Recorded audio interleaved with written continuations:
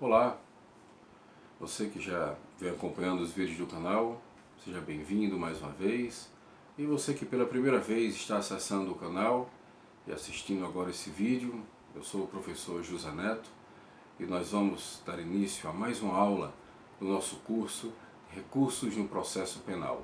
Antes, só um lembrete para aqueles que se inscreveram para receber o certificado, não deixe de colocar o seu nome nos comentários na lista de presença que constará nos comentários do vídeo, para que depois se contabilize a sua participação. Bom, nós vamos agora começar a nossa sétima aula. Nas 6 aulas anteriores, nós comentamos aqui sobre aspectos gerais dos recursos, a teoria geral dos recursos, como alguns preferem. Então falamos aqui sobre efeitos dos recursos, falamos aqui sobre princípios dos recursos. Então os aspectos gerais nós tratamos aqui nas 6 primeiras aulas. A partir de agora nós vamos começar o estudo detalhado de cada espécie recursal. E já nessa aula nós vamos iniciar agora o recurso em sentido estrito, previsto a partir do artigo 581 no Código de Processo Penal. Antes de começarmos o estudo do recurso em sentido estrito, algumas considerações sobre ele. Primeiramente, é importante que você, caso já estude recursos em processo civil, você se desvincule do processo civil. Você esqueça por um momento o processo civil para poder aprender aqui no processo penal, não cometendo o erro que alguns cometem de pensar que o recurso em sentido estrito é o equivalente processual penal do agravo. Por mais boa vontade que se tenha em permitir um pensamento como esse, a ideia não dá certo. As hipóteses de cabimento são taxativas no recurso em sentido estrito, bem diferente da previsão muito aberta do agravo, forma de processamento diferente, é tudo tão distinto que não é ideal que você pense assim. Sem falar que o recurso em sentido estrito não é um recurso cabível somente contra decisões interlocutórias. Tem-se contra decisões de mérito também o cabimento do recurso em sentido estrito. Então é melhor não tentar aproximar-se do processo civil, não fazer esse raciocínio comparativo com o processo civil. A melhor maneira de você conceituar o recurso em sentido estrito é você entender que é o recurso cabível nas hipóteses taxativamente previstas no artigo 581 do Código de Processo Penal. Essa é a melhor maneira de você entender. A má notícia é que esse artigo 581 ele termina complicando a vida de quem quer aprender recurso no processo penal, de quem está estudando, sobretudo no começo, o recurso em sentido estrito. Isso porque o legislador, ao estabelecer as hipóteses taxativas, criou um rol muito extenso. São 25 incisos. Agora, mais recente a alteração, que incluiu o 25º inciso. Mas veja bem, é muita coisa para se aprender. E o que é pior, não existe uma forma lógica de se aprender o artigo 581, de se aprender o cabimento do recurso em sentido estrito. Infelizmente, não há um raciocínio lógico nele. Não há uma forma de pensar que você diga assim, se eu for por essa linha, eu vou compreender todas as formas de cabimento do recurso em sentido estrito. Infelizmente não há. Infelizmente não há. Para você acertar num caso concreto ou numa questão de uma prova, você acertar o cabimento do recurso em sentido estrito, só tem 2 caminhos. Ou você decora o 581 ou você consulta. Se a prova não for consultada, você vai ter que ter em sua mente mesmo. Porque não existe uma forma, como eu já disse aqui, de você imaginar um raciocínio que sirva para você entender o cabimento do recurso em sentido estrito. Com apelação, por exemplo, já é diferente. Existe uma maneira de se compreender a apelação, mas recurso em sentido estrito, infelizmente, não. Você tem que saber quais são essas hipóteses taxativamente previstas. Se serve de consolo, eu posso dizer que, apesar de serem 25 incisos, alguns deles estão tacitamente revogados pela Lei de Execução Penal, de forma que não são 25 realmente que você tem que aprender ou decorar como queira, mas ainda assim é um bocado de incisos para se decorar, o que complica um pouco a vida, sobretudo de quem está estudando para concurso.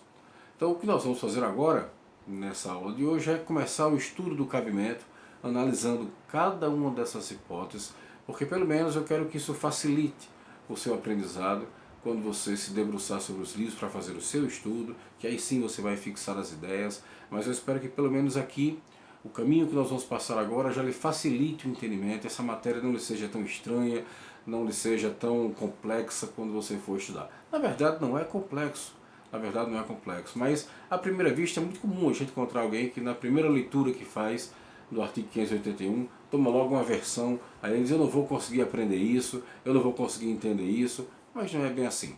Dá para a gente analisar cada hipótese dessa. Bom, um outro problema que se tem no artigo 581 é que o legislador, como eu disse, estabeleceu essas hipóteses taxativamente previstas ali para o recurso sentido estrito, e curiosamente você tem algumas decisões que quando são positivas, ou seja, concedendo algo, por exemplo, cabe recurso sentido estrito. Quando for negando, não cabe. Ou o contrário, quando é negando cabe, quando é concedendo não cabe. Isso cria uma situação muito criticada pela doutrina, e que deixa um vácuo, deixa um vazio, deixa buracos nesse cabimento do recurso. Geralmente, o réu é quem fica prejudicado nessa situação, e a saída para ele, em se sentindo prejudicado, é ingressar com habeas corpus. Isso é ruim, porque isso um pouco desvirtua a natureza emergencial do habeas corpus. O habeas corpus deveria ser usado em situações extremas, né, de ameaça ou de lesão ao direito de ir e vir, e não como um tapa-buraco da lei, porque o legislador não trouxe uma previsão de um recurso com um efeito suspensivo em determinada situação. Seria o suficiente para resolver o problema. Mas o legislador deixou esse vazio em alguns pontos, e aí será necessário para o réu, em se sentindo prejudicado, entrar com ação de habeas corpus. E isso é ruim porque também termina deixando as câmaras criminais ou as turmas, dependendo de como for a composição do tribunal, superlotadas. As pautas ficam cheias já de processos e ainda tem que julgar os habeas corpus que têm preferência sobre todo e qualquer processo, e às vezes habeas corpus que, não digo desnecessários, mas do ponto de vista legal, né, poderiam ser dispensados se houvesse um recurso previsto ali no artigo 581. Mas, passados esses problemas, vamos ao estudo do artigo 581. Logo de início, a gente já percebe, o caput do artigo diz o seguinte, atenção para a leitura. Caberá recurso, no sentido estrito, da decisão, despacho ou sentença. Bom, observe bem que o legislador no processo penal não teve muita preocupação com a precisão terminológica do tipo de decisão contra a qual você pode interpor o recurso sentido estrito. Ele fala aí, caberá recurso sentido estrito da decisão, despacho ou sentença. Então, é preciso se ter cuidado, porque de despacho não cabe recurso. O legislador só não foi preciso, né, no denominar o tipo de decisão que comporta recurso sentido estrito. Mas é certo que cabe de decisões interlocutórias e veremos depois de sentença também. Mas nós vamos então tratar com calma cada uma dessas hipóteses a partir de agora. Bom, o inciso 1 diz, o inciso 1 diz, caberá recurso sentido estrito, então, da decisão que não que não receber a denúncia ou a queixa. Então veja só, a decisão que não receber a denúncia ou a queixa é uma decisão que desafia recurso em sentido estrito. Primeira coisa que você pode perceber de imediato é que o legislador fala apenas na decisão que não recebe a denúncia ou a queixa. Não fala na decisão que a recebe. Isso porque contra a decisão que recebe a denúncia ou a queixa não cabe recurso. Contra essa decisão não cabe recurso. A decisão de recebimento da denúncia ou da queixa não cabe recurso. E o que é que se faz então? O que é que o réu pode fazer se ele é demandado e ele verifica que por alguma razão, por algum motivo, como por exemplo extinção da punibilidade, não deveria ter sido recebida a inicial e o juiz recebe a petição inicial? O que é que ele pode fazer, que medida ele pode tomar contra uma decisão de recebimento da inicial se não está previsto o recurso contra ela, se não há previsão do recurso sentido estrito contra ela? Não é cabível a apelação, depois eu vou explicar por quê. Então que recurso o réu vai poder usar se for recebido uma inicial, seja uma denúncia, que é a peça inicial da ação pública, seja a queixa, que é a petição inicial da ação privada, se forem indevidamente recebidas pelo juiz. O que pode fazer o réu nesse caso? Aí entramos naquela situação que eu falei há pouco, da utilização exacerbada do habeas corpus por ausência aí de previsão legal. A saída para o réu é entrar com habeas corpus. Se ele estiver preso, um habeas corpus repressivo para já colocá-lo em liberdade, e se ele estiver solto, um habeas corpus preventivo para evitar que ele seja indevidamente preso. Por que o habeas corpus? Porque, ora, se for recebido indevidamente a inicial, significa dizer que o réu agora estará sendo processado em um processo ilegal, que não deveria ter se iniciado, porque o juiz nem deveria ter recebido a petição inicial. Então, se o juiz recebeu indevidamente a inicial, o processo passa a ser uma ameaça, ou já, dependendo do caso, se ele estiver preso, uma efetiva lesão à liberdade de ir e vir do réu. E daí caber habeas corpus. Evidentemente que se houvesse um recurso previsto aqui, com efeito suspensivo, já seria dispensável a utilização do habeas corpus. Mas não havendo, como de fato não há, a saída para o réu, se sentindo prejudicado, entendendo ele que a decisão de recebimento da inicial foi indevida, ele vai ter que utilizar o habeas corpus. Agora, contra a decisão que não receber a denúncia ou a queixa, aí você vai utilizar recurso de distrito. Nesse caso, o interessado em recorrer vai ser o acusador, seja o Ministério Público, seja o querelante na ação privada, ele que propôs a ação e o juiz não recebeu a petição inicial. Então, ele é que vai ter, seja o Ministério Público, seja o querelante, vai ter, seja o autor da ação, é que terá o interesse de recorrer nessa situação. Alguns detalhes eu registrei aqui para a gente não esquecer, que é sempre importante em matéria de recebimento inicial, de recurso de distrito contra, nessa primeira hipótese, contra a decisão que não recebe a inicial, que não recebe o que rejeita. Aliás, um aspecto importante também, já lembrando, é que a doutrina não faz distinção entre a rejeição da inicial e o não recebimento. Alguns poucos autores tentam fazer essa diferenciação, mas de forma muito majoritária a doutrina processual penal coloca como expressões sinônimas. Não há distinção você falar em não recebimento ou em rejeição da inicial. Alguns autores tentam, de uma forma caprichosa em excesso, fazer essa diferenciação. Mas tanto na jurisprudência quanto na doutrina majoritária não há distinção no uso dessas duas expressões. Mas um detalhe que eu coloquei aqui para a gente não esquecer, que é muito importante você ter isso em mente. O recurso de distrito é um recurso contra decisões do juízo de primeiro grau. Agora, em se tratando da Lei 9.099, a Lei do Juizado Especial Criminal, você precisa ter cuidado com o que diz o artigo 82. Só lembrando um pouco, da gente fazer a leitura, para aqueles que talvez já estudaram e esqueceram, ou daqueles que estão se iniciando no estudo do processo penal, os juizados especiais criminais, previstos na Constituição, são disciplinados pela Lei 9.099, de 1995, a partir do seu artigo 60. Essa lei, ela trata dos juizados especiais cíveis e dos criminais. Juizados especiais cíveis do artigo 1º até o artigo 59, e a partir do artigo 60 você tem toda a disciplina ali dos juizados especiais criminais. Então, veja só o que diz o artigo 82. Olha na tela. Da decisão de rejeição da denúncia ou da queixa e da sentença caberá apelação, que poderá ser julgada por turma composta de 3 juízes em exercício no primeiro grau de jurisdição, reunidos na sede do juizado. Importa para a gente aqui a primeira linha. Da decisão de rejeição da denúncia ou da queixa caberá apelação. Então, muito cuidado, que a decisão que rejeita a denúncia ou a queixa em juízos de primeiro grau, numa vara criminal comum, ela é atacada pela via do recurso de distrito. Entretanto, se essa rejeição da denúncia ou da queixa for no juizado especial criminal, não caberá recurso de distrito, caberá apelação por expressa previsão na Lei 9.099, aqui no artigo 82 da Lei 9.099. Outra observação, Você tem que ter cuidado também com as ações penais originárias dos tribunais. Aqui estamos tratando dos casos de quem tem foro privilegiado, de quem tem foro por prerrogativa de função.